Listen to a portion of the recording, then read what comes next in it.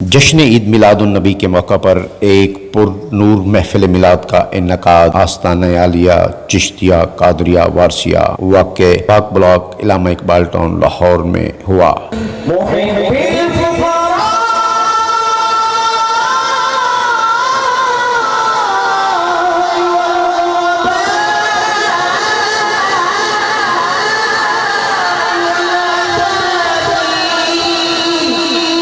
جس کی صدارت سجادہ نشین پیر سید حسنین محبوب گیلانی نے کی اور ملک کی نامور شناخوان شخصیات نے سرور کنین نور مجسم آقائے دو جہان حضرت محمد رسول اللہ صلی اللہ علیہ وآلہ وسلم کی بارگاہ اقدس میں نذرانہ عقیدت پیش کیا۔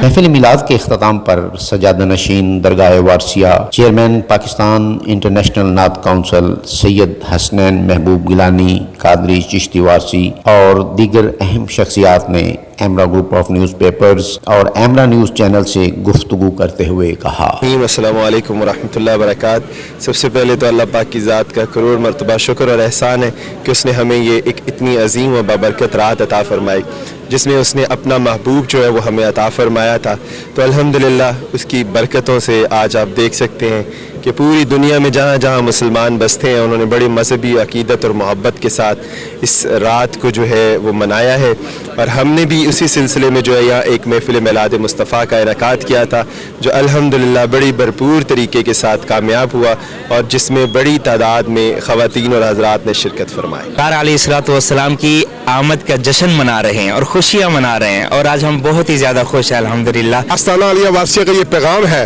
کہ کریا کریا نگر نگر ملکوں یہ محافل منعقد کی جائیں اور نبی پاک صلی اللہ علیہ وسلم کے میلاد کو فروغ دیا جائے۔ اس دفعہ جو میں سمجھتا ہوں کہ جس طریقے سے گورنمنٹ نے اسٹیٹ لیول پہ میلادوں کا انعقاد کیا ہے اور اس کو ایک